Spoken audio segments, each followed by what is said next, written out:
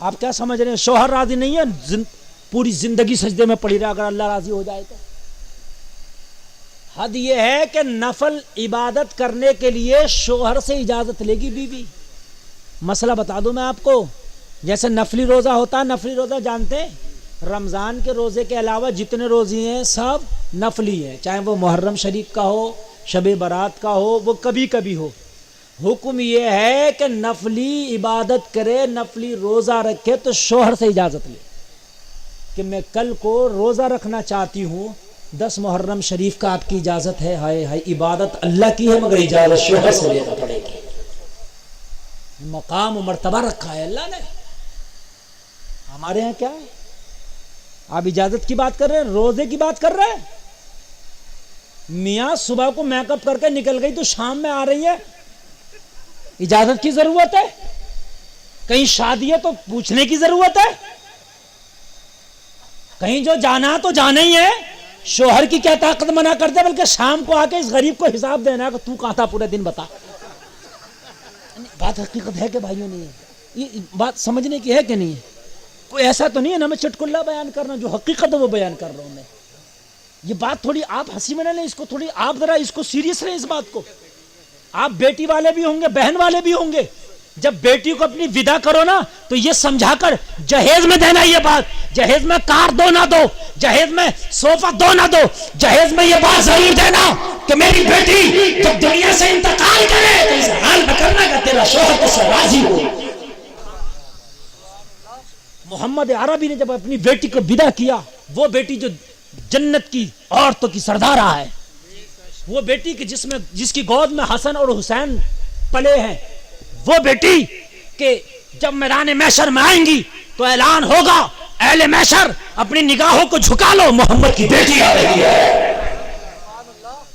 نبی نے جب اپنی بیٹی کو ودا کیا، علی کے ڈولے میں بٹھایا تو میرے نبی نے فرمایا، بیٹی فاطمہ میدان محشر میں تو محمد سے اس حال میں ملنا کہ تجھ سے علی راضی ہو۔ اے ہائے بولو نا یار سبحان اللہ۔ میدان محشر میں بیٹی فاطمہ محمد سے اس حال میں ملنا کہ تجھ سے تیرا شوہر راضی۔ آج ہم اپنی بیٹیوں کو کیا سبق دے رہے ہیں؟ آج ہم اپنی بہنوں کو کیا سبق دے رہے ہیں؟ اگر شوہر کی ذرا سی شکایت باپ کے گھر آ کے کر دی، بھائی کے سامنے کر دی، جوان خون ہے گرم ہو گیا، چل ابھی پوچھتا ہو، ہونا یہ چاہیے تھا، اے میری بہن تو میری بہن ہے مگر وہ تیرا شوہر ہے، اب تیرے اوپر نہ میرا اتنا حق ہے نہ باپ کا جتنا حق اس شوہر کا ہے، تو مجھ سے اس کی شکایت نہ کر، اگر وہ ناراض ہو گیا تو تیری آخرت برباد ہو جائے۔ آج 80% طلاق جو ہو رہی ہیں ان کی مین وجہ یہ ہے کہ بیٹی نہ آ کے باپ سے اپنے شوہر کی شکایت کی، یہ ظالم باپ کھڑا ہو گیا، چل تو فکر مت کرے، مقدمہ لڑوں گا تیرے لیے، کیس کروں گا تیرے لیے، ٹینشن مت لے، فون لگا دیا۔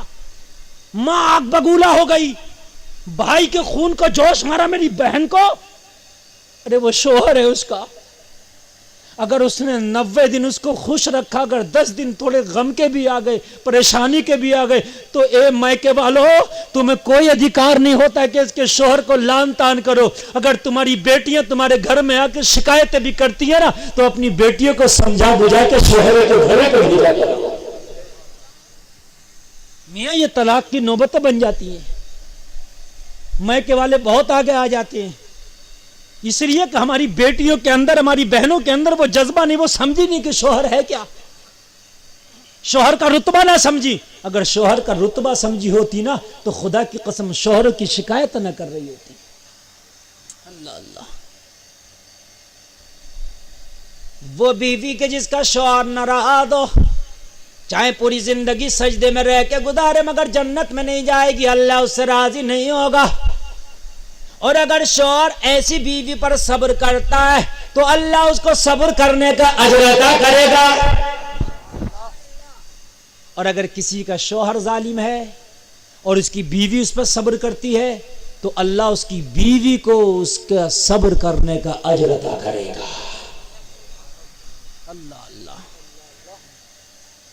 جس کی بیوی ظالمہ ہے اور شوہر نے صبر کیا ہے تو اللہ میدان محشر میں اس کو ان کے ساتھ اٹھائے گا جیسے حضرت لوط علیہ السلام کی بیوی ظالمہ تھی لیکن آپ نے صبر کیا.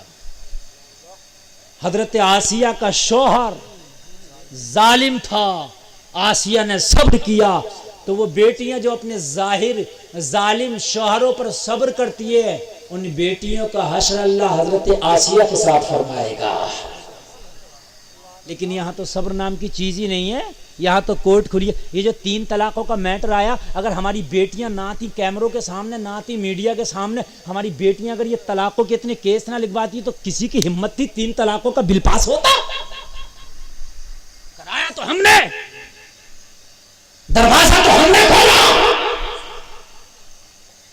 جب ہماری بیٹیوں نے شکایتیں شروع کری، طلاق لینا شروع کری، طلاق دینا شروع کری، تو پھر ظاہر سی بات ہے طلاق کے بل بھی پاس ہوں گے.